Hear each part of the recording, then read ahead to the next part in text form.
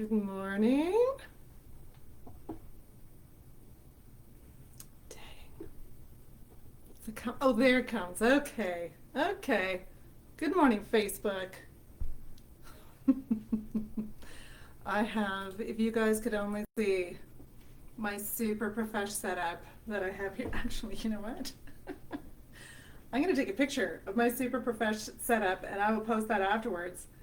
Like, so professional. Super profesh. Over here. Amazing. Amazing. I will post that later today. And you will be, what's the word? You will be amazed by my professionalism. You will be astounded by the level of professionalism that I am displaying. Whew, astounded. Hey, Melissa, I see you over there, and I literally just saw the pictures you sent me, and now I'm like, so jealous. Anyway, it's fine. It's all good. It's all good. I'm going to ask you about those for sure. Hey, friends. Today is Friday, so it is live office hours day today. I even put on some lashes for you. You're welcome. And so today, my name is Dr. Shannon Coates, and I am coming to you live from north of Toronto. I'm a little bit discombobulated today. I do not have some things in place that I would normally have in place, so I will not do a land acknowledgement today, an official one, but just to let you know that I am grateful to be here in this land. And especially today, super always very much, perhaps in recent times, even more grateful to be here in Canada. So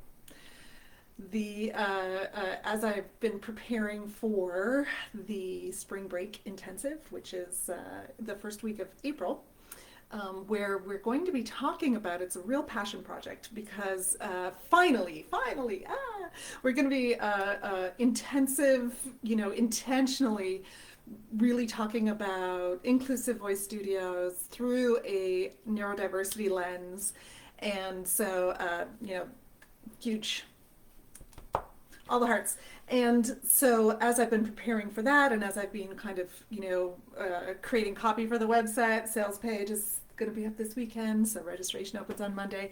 As I've been preparing for that and getting copy together and thinking through, reasons and all the things, some of the things that have been coming up and really interesting, and some memories and some of the, some of my early experiences with voice teaching, with singing in a voice studio and voice teachers. And so that is what prompted the post that I did earlier this week about some of the things that I learned from my earliest voice teachers.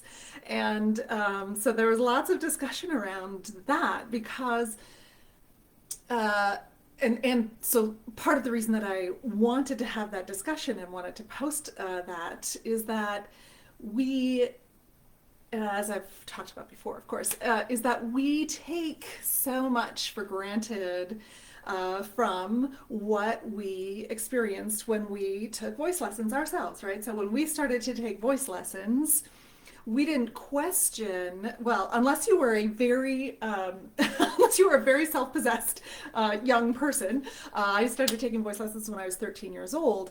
So when I took voice lessons in the way that I was raised, in the way that society was at the time, especially, and everything that, everything around, told me that you don't question what an adult or a teacher or a person in authority tells you, and you don't question necessarily the way that something is run or the reasons behind certain things, right? You just kind of take them in. And so a lot of the things that I took in from my first experiences with in a voice studio are now things that I am, of course, they were part of society at the time too, right? So this isn't just something that's happening in the voice studio and like nowhere else. This was definitely part of society and part of, especially, where I was raised in an evangelical church as well. So there's lots of stuff going on with that as well. So there's, lots of stuff. So, you don't question those things. And so I started to take voice lessons, like I said, when I was 13, and I had a voice teacher for a year, and then she had to retire due to some health issues. And so she had been teaching, and so that was in the mid 80s. So she had been teaching for 30 years at that time. Oh, yes, right? We learned not to question. Exactly, exactly. So that teacher had been teaching probably, like when I think back, she'd probably been teaching since the 50s, right? Or the 60s. So that voice teacher, had a lot of stuff from society, from the times, all that stuff. She had a lot of stuff too.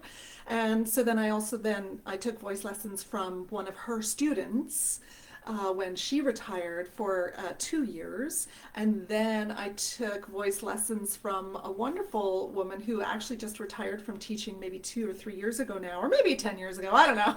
All time means nothing. She retired probably 10 years ago now, who was a professional singer and she sang in one of our, one of our professional choirs at the time. And she was a wonderful singer and wonderful person. I think she's still alive. Nancy DeLong, if you're out there, big love. And so she was coming to my small town and doing lessons. And so I took lessons with her. And then I took lessons with, I had a lot of voice teachers in my teens for whatever reason. They, Nancy stopped teaching. My second voice teacher stopped teaching because she had a young family, and so she just found it, it was too much to do. So she closed her studio, and then Nancy decided not to drive up from Toronto, and then so I actually studied with another wonderful teacher who is still teaching to this day, who is in this area, and so I studied with her for a year, and then I went to a teacher in Toronto for a couple of years. I had a lot of teachers, and again, this is all in the sort of mid to late 90s, right? Mid to late 80s when I was studying. And I didn't have the wherewithal at the time to sort of question what was happening in my voice lessons, or, what was, hey, Dreamin' Divas. So I didn't have the wherewithal or the understanding at the time, and that wasn't part of my culture. It wasn't part of the way that I was raised. It wasn't part of society so much, at the time, certainly not the part of society that I was a part of. And so, as I started to teach, I brought so many of those things, those ingrained things, with me into the voice studio. And, so I want to just kind of go through a couple of those things. And of course, as I've been teaching now for almost 2 decades, I started to, we start to kind of, in the 80s, no, we really didn't question, right, Allison? No, we did not. Especially not if you were raised in a home like mine, where, a very sort of traditional values kind of home. No, we didn't question in the 80s. So now we're all in therapy and doing the questions now, right?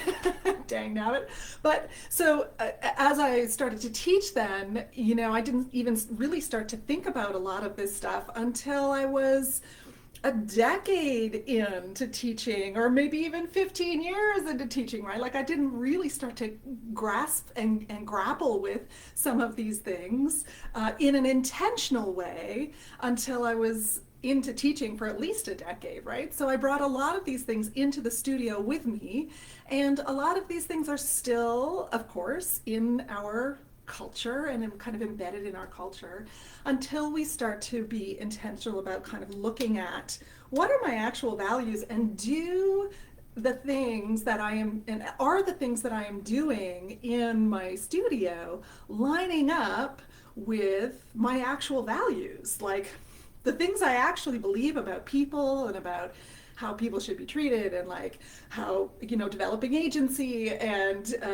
affirming people and all that stuff, what I'm doing in my voice studio, do those things actually line up with my values? Like, until we start to think about those things, we don't change them, right? So that's part of the reason I wanted to have this particular conversation. So one of the first things that I really did learn from many of my early voice teachers, not all of them, but many of my early voice teachers, was that, voice teaching is a great career if you're as a side gig to raising kids, if you're, if you're married to a man who has a good income.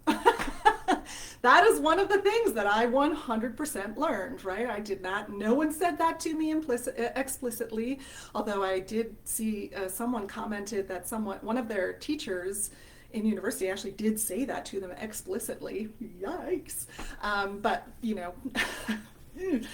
so no one said that to me explicitly, that like, yeah, voice teaching, you can do that on the side, and it's a great career for like, if you're trying to do something on the side while you're raising kids, it can be your like, it can be your like side gig. It's not like super important, especially because your husband's going to be making the money anyway, right? So there's so much, there's a lot in there that's really problematic, right?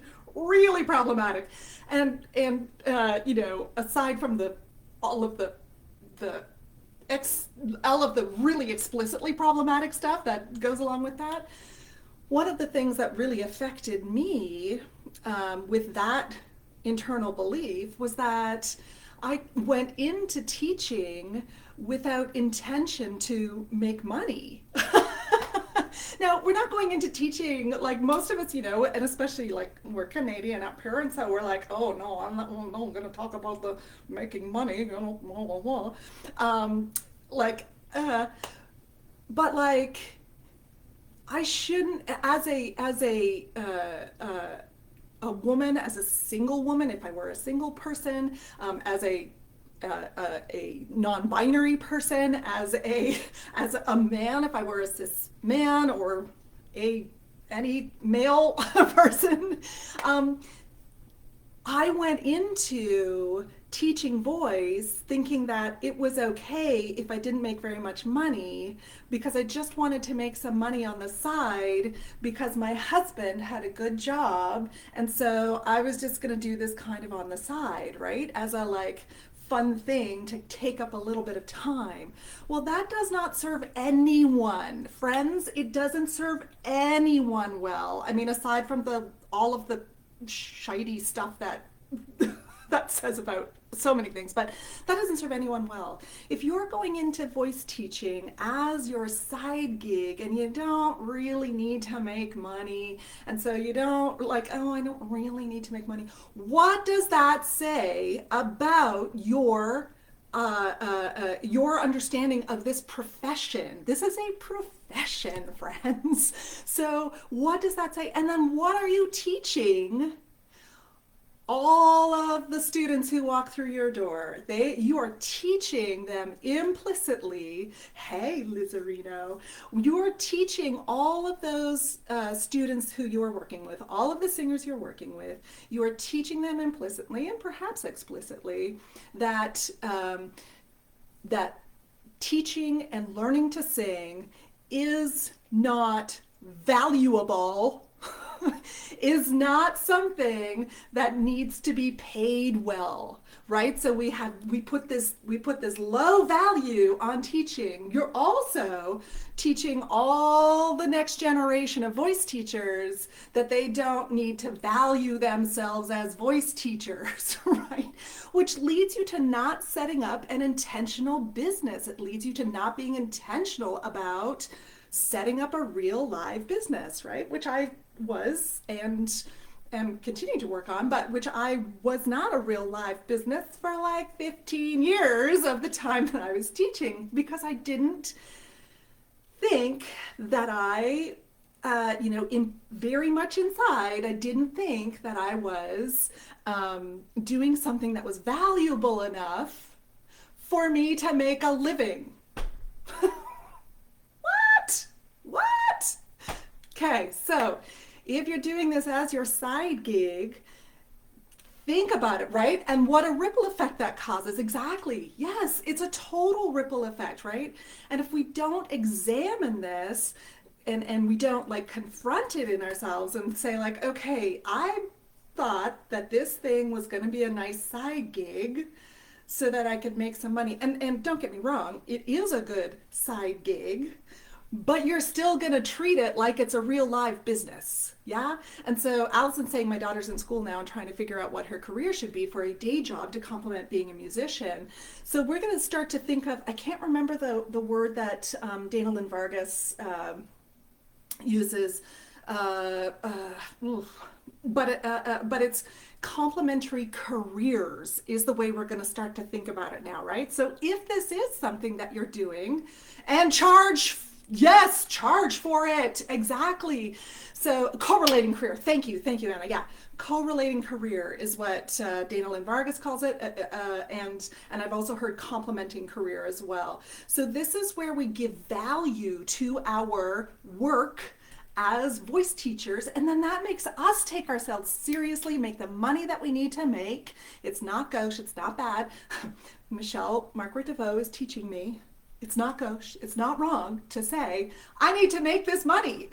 I need to make this amount of money in order for this to be worth my time and my expertise and all that stuff. And also, when I charge what I'm worth and when I charge when I charge for the, not what I'm worth, when I charge the value, when I create value, then that tells my students and the next generation of voice teachers that this is valuable.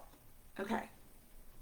So if you are doing voice, if you are teaching voice as a side gig, call it your correlating career, call it your complementary career. Come into it with the thought that this is just as valuable as my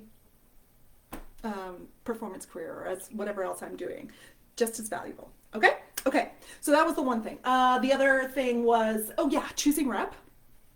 So I was allowed to choose any song I wanted to in the voice studio out of the Royal Conservatory of Music syllabus. Now this is going back a ways, right? But like I was allowed to choose anything I wanted. Yeah, lots of choice, so long as it was from the Royal Conservatory of Music syllabus. Now, in my teacher's defense, at that time, I literally did not listen to any other music except like Christian rock or Christian like worship music. And so, you know, like I actually didn't have any songs to choose from except for the stuff that I like had learned in school. Yeah. Yeah, right, Liz? Yes. It's not a side gig or a side hustle. It's your correlating career. So like I didn't, it's not, even if she had said to me, like, bring me your favorite songs, I would have been like, this is the day that the Lord has made, right? Like I didn't know any songs. So in her defense and in my defense, I really didn't have a lot to choose from anyway, but times have changed. And great messages. I've been a vocal coach for 20 years. I love my business, everyone that I've worked with over the years. Yes, exactly. Yes.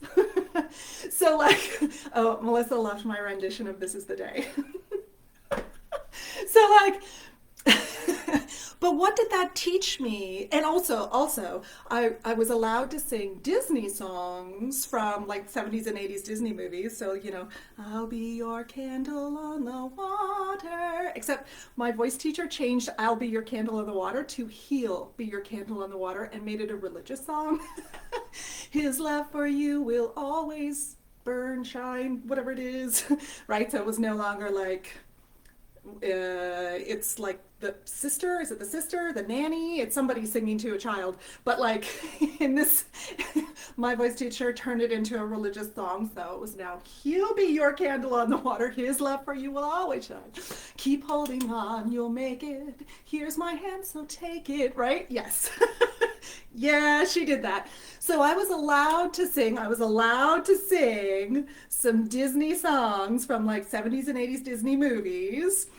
But first of all, they were chosen by her, of course. Although, again, in her defense, I didn't know any anyway. It wasn't like I was, itching to sing some song. And she made them like religious. So they became like sacred songs, right? God love her, eh? Oh gosh. I do have so much affection for my very first voice teacher, I have to say. I do have so much affection.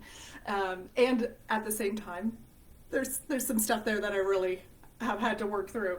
So what that taught me about repertoire choices is, first of all, that like the best singing, and we've talked about this before in live office hours, the best kind of singing is Western classical singing, or if you have a little bit, if you're not going to sing Western classically, then it should be sacred, right? It needs to be like religious. So yeah, it should be about Jesus if it's not Western classical. So I learned that, and I also learned that I did not have, and this came with me through my entire singing voice, taking voice lessons journey, almost my entire taking voice lessons journey. I did not have, I would, left to my own devices, I would not choose repertoire for myself that was going to be good repertoire. I would probably choose something that isn't going to teach me anything. And I would not be able to, like I wouldn't progress because I was singing stuff that wasn't going to be good for my voice. And again, in our system here in Canada especially, we have a very intense, very like prominent festival system. We have a very prominent conservatory system that is, that has been, both the festival system and the conservatory system have been around for hundreds and well, not hundreds and hundreds, but hundreds of years, 100 and some years.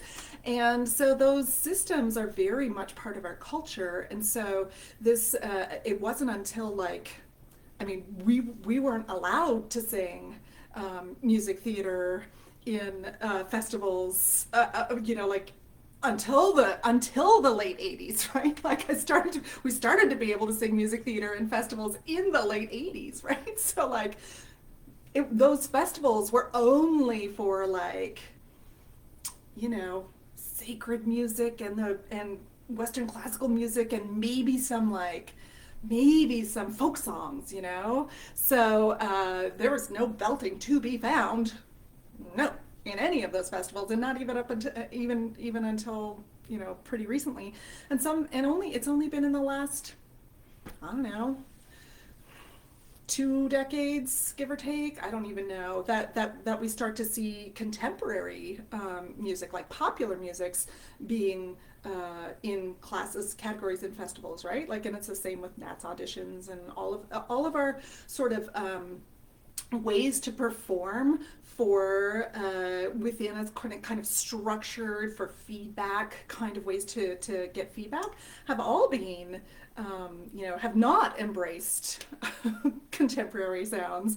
And so that was the thing. So I learned that I didn't have agency over what kind of sounds I could and should make, and that I would probably hurt myself if I tried to I would probably, or maybe even ruin my career if I tried to sing stuff that wasn't Western classical. I had the teacher who I worked with just before I went to university for my undergraduate degree sat me down at some point and said, you're still singing too much pop music. And at that time I wasn't singing pop music. I was leading worship in a contemporary worship band. And she was like, it's coming through in your singing, and you're not going to be able to get into university if you and you're not going to have a career. You need to make a choice. And she wasn't saying that one is bad and one is good necessarily. She was just saying you need to make a choice because you can't do them both because it's not working for you. Now, if she had been a contemporary teacher, if she had been a teacher who had, been able to understand these differences, she could have, I am 100% smart enough and coordinated enough to do both and do both well. I am like 100%. So, like if we had been in different days, we might not have had that conversation, but that's what I learned, right? Anna saying I was forbidden to belt in college, but I did it anyway through a student run theater group. Yeah, you did. Hey, yeah. Since I've been fortunate, our festival has always been flexible to suggestions, got them to add quartet and ensemble categories. Oh, this past year they added a self-accompanied on piano, guitar, ukulele. Yeah, yeah. Yes, and of course it's coming through, Liz says. Yes, of course that's coming through. I'm a whole artist and a whole person, right? I know. And if she had been able to take some of the good things that were coming through, right? Like the passion and the engagement that I had with that music. I mean, I was very passionate and engaged with my contemporary worship music, y'all. I was an excellent worship leader. So like if she had been able to, like, you heard the same thing, eh, Suzanne? Yeah. If she had been able to like tap into that and put that into some arias, well, that's interesting. That might have been a very interesting way to go, right? Anyway, so those are some of the things that I learned, and then again, like, didn't come around to like allowing students, to supporting student agency and supporting like finding the music that you love to sing in voice lessons until like probably 10 years in. That's maybe not true. Maybe not true. Because I did get over into music theater as quick as I could with some singers. So maybe not 10 years in. Let's say 5 years in. But like that first chunk of teaching, I was 100% choosing all the stuff and 100% like, let's work on this Royal Conservatory of Music rep. Examine where that comes from, right? Examine where that comes. One of the other things that I really learned, a working instrument should be able to just, yes, should be able to. That's what we want. We want facility in as many styles as possible. We want facility of as many tonal outcomes as you would like to sing. Whatever what do you want to say? So whatever you want to say, where's your passion? Where's your engagement? Let's figure out how to say that in the best way possible for you. Let's figure out what the tonal outcomes are going to be for you, right?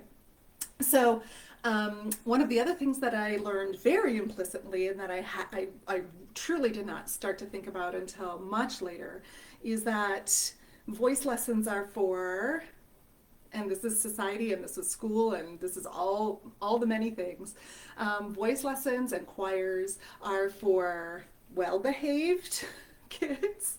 And behavior, I know now, behavior indicates something else is going on, right? Like, behavior is not there. There are no bad kids. There are no lazy people, right? Like, these are all, anyway, I know these things now. But so like voice lessons was not for lazy people. Voice lessons was not for people who couldn't pay attention. Voice lessons was for people who practiced every week and who, practiced regularly and who did their Conservatory of Music grades and who did well on their Conservatory of Music grades and who could, perform in a festival and who could sing in a choir, like who could stand still and who could come to every single lesson on time. So voice lessons were for people from, were for folks who are not traumatized at all, and also for people who are being raised by people who aren't traumatized, right? Like voice lessons are for people whose parents can afford them. So voice lessons are for people who are middle to upper class. Voice lessons are, especially in my small town, voice lessons are 100% for white people. 100% white people. And now again, part of that is where I lived. There were it was a far more diverse now than it was in the 80s, the town where I live. Yes, yeah. Let's all provide space for everyone to be curious, explore, and express. Yes, exactly. So, but those were the things that I learned. And so I didn't, when I first started to, when I first opened a voice studio and when I first started to like teach, and I also didn't know anything about, neurodiversity, and I didn't know much, and I didn't know, I didn't know these things, and of course I had absorbed them from my experiences. in voice studios. And so, and I also learned that, uh,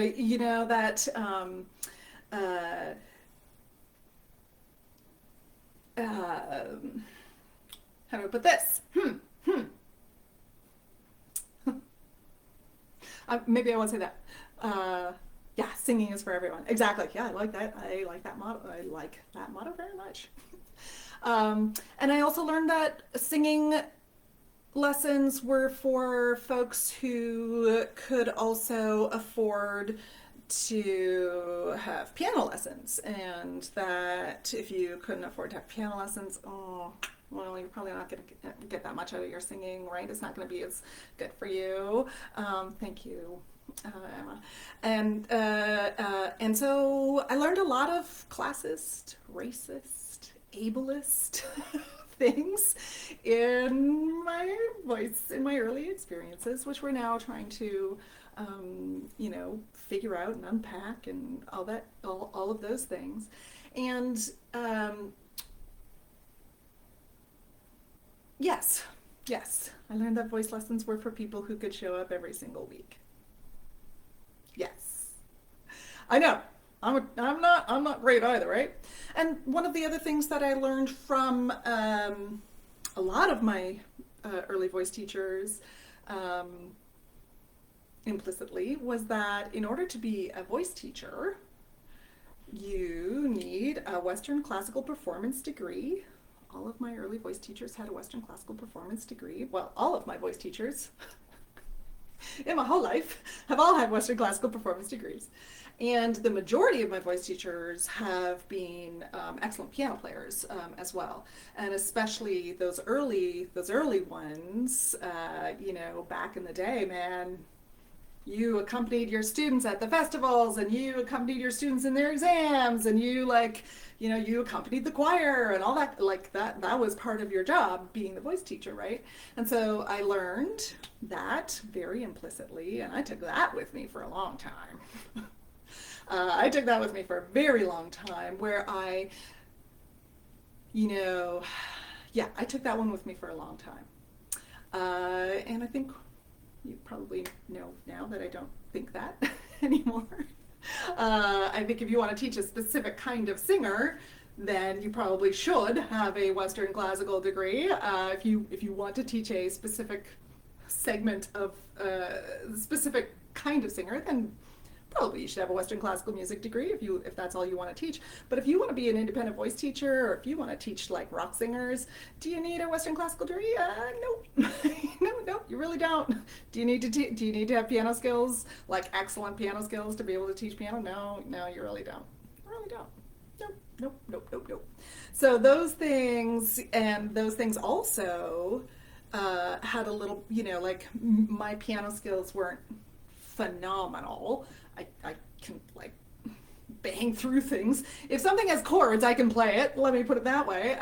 So my piano skills weren't phenomenal, and so there's always like a little bit of guilt around that. I'll let that go now. Bye-bye. So yeah, those were some of the things that kind of, let me just make sure that I covered all the things I wanted to cover in that. But yeah, I learned. Sorry, I'm just checking here to make sure I got all the things. Yep, viable career choice. Students can sing whatever they want. Oh yeah, and also I learned, I learned the first then principle, which is, I learned this implicitly, and I tried to employ it with my kids when I was raising children too, and it's not successful, especially not for neurodivergent kids. Boy, is it not great for neurodivergent kids. But this is the first then principle of, like, if you sing Western classical, if you sing these 3 songs, then I'll let you sing a Disney song. Or if you sing these, like if you sing this, if you learn this Schubert, then I'll let you sing Joni Mitchell, right? The first then. I will use the thing that you really want to do to force you to do the thing that I want you to do. Yeah. So that's not a great learning principle. Like, it's really not a great, it works well for some folks if they're in on it, right? So if you've got an adult student or you're working with folks who are like who want to be motivated in that way and are like, yeah, I do want to do this thing and I'm going to need to be motivated by this thing. Terrific. It's not a great motivator for children who don't have a choice, right? This just gives compliance. That's all it does. And resentment, because then I'm like, ugh, why can't I just sing the things I like? Okay, fine, I'll sing that thing that I don't like or I don't want to do. Fine, I'll learn that. And then thanks a lot. Now I can do this thing, right? Find other ways to motivate. So yeah, that one didn't like go over so well. Voice lessons are everyone. Yep. Oh, and also voice lessons are everyone so long as you're past puberty. I learned that one. I learned that one explicitly because I wasn't allowed to take voice lessons until I was 13 years old. So that one I learned explicitly. And even when I did start taking voice lessons, I was the youngest. At 13, I was the youngest student in my voice teacher's studio, right? So that one I learned explicitly. Wait, what? Ooh, yeah, Suzanne says, I just started having my students pick what they sing and it can feel like I'm not doing my job. Yeah. So what I would challenge you, I love allowing students some agency and some choice. And what I would challenge, the next step on that one then, is for you to find some of the things that they love within those songs and then introduce to other music in other styles, perhaps, that have maybe a similar theme. So if it's the theme that they love about it, maybe they love sort of like the rhythmicness. Oh my gosh, Melissa. Maybe it was the rhythm of the music. Maybe it's something about the tune that they love. Maybe it's something about the lyrics. Maybe it's something about the voice that they hear when they use that song or when they sing that song. Whatever it is about the music that they love, see if you can tap into that and then have an introduction to other kinds of musics from other styles. As an independent voice teacher, when we're working, especially when we're working with young singers who may not, I do think that it is part of our job to open the doors a little bit and to introduce to music that they might not ever hear if they weren't, or they might not ever try, right? If they weren't taking voice lessons. So I think that is part of our job. But I think we can do it in a way that is engaging and brings the student on board rather than in an imposing way that gets you compliance rather than engagement, right? So yeah, I totally hear you on that, Suzanne. I think the next step of that is that you can really open the doors by tapping into what the thing is that they're interested in. Yeah. About the music that they love. Yeah. So Melissa says, my first lesson was actually with you at band camp. Lucky me. Well, I don't know, Melissa, because that was a long time ago. Oh gosh. Yes. And I 100% agree, right? Because I don't know pop music very well at all. I really don't. That is very not a strong rep area for me, and it's a huge area, right? It's massive. There's so much pop music, which is amazing. Pop music. So Anna's saying rep is one of my weak points, so I love giving students more agency for choosing rep. They teach me about new songs, right? So yeah, that was one of my absolute favorite things. Is I had two long-term students of mine who were relatively young who. I worked with them from the time they were maybe 8 or 9 until they were 16, and they were in the studio at the same time, and they both loved music theater, and so they would be listening to they'd be on YouTube just listening and finding new stuff, and then they their parents would take them to musicals and all that stuff. So half of them 75-80% of the music theater I knew, the music theater songs that I knew at the time when they were in the studio was because they had introduced them to me, right? I didn't have that kind of time to go through and comb the music and all that stuff. I don't have that kind of time to make that happen, right? So yeah. So And also like something that will be healthy for their voice. Sorry, I'm just saying here, yeah, I've struggled with trying to find a balance between something the student loves and something that will be healthy for their voice. And I totally hear you on that. We want to have that like balance, and also have a reframe about, possibly have a reframe about what we think healthy means, right? So like healthy can be,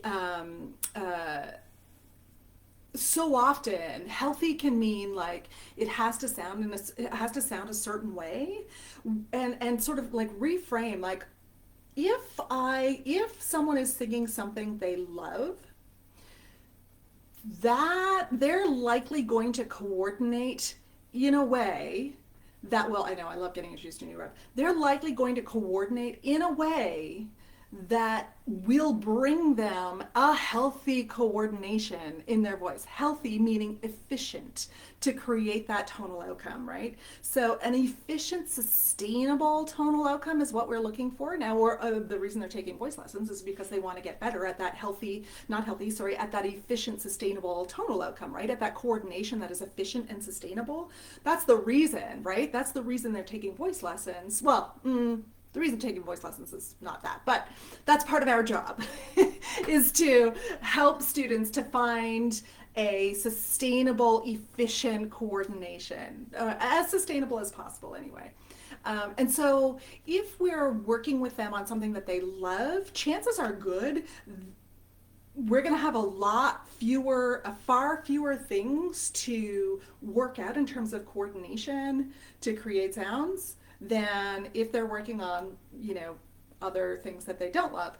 So if I don't love something, what am I doing? I'm going to like, car me a bit, like I'm not gonna. I'm gonna have to really work hard as a voice teacher to help them to find that coordination, that efficient coordination that's sustainable. So yeah, I think just keep that reframe in mind around like, okay, this is probably actually a more sustainable way of singing because they love it, and so they're likely gonna need less direction's the wrong word, less support. What do you say if a student brings an age-inappropriate song with very sexual language and they seem totally unaware of the meaning? Yeah. And suggest similar, yeah, so yes, suggest similar genre songs. So I've had talks with parents about that, or even with the kid, with the student, and I'll just say like, okay, so this has a different like meaning. This has a meaning that is probably not something that that we're gonna like, probably not something that is something that we want to like unpack right now at this age. So let's figure out some ways to change those lyrics. Let's just figure it out, right? So I've changed a lot of lyrics over the years, and sometimes you can change the lyrics so that if they're 8 and they're singing about like, I want to give you my body and I want to like blah blah blah blah. Or whatever it is. Sometimes, we find a way to make this about like how much I love my pet. And so then like, I'm gonna snuggle, right? It becomes like a snuggle, or or how much I love my little baby sibling, or so you can find ways to make that into something that is, sometimes takes a little work, but you can find ways to make those into something that, where you don't have to have that conversation, where you don't have to like fully unpack like, okay, with an 8-year-old, right? Like, yeah. Yeah.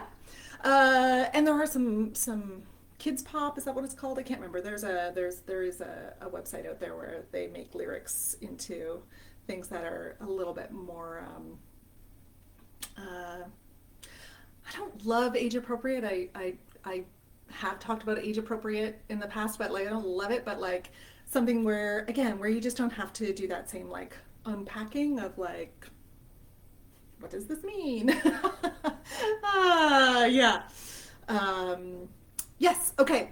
I need to run. What do you know? I've got an appointment I gotta get to, so I need to run. So I will say goodbye for now.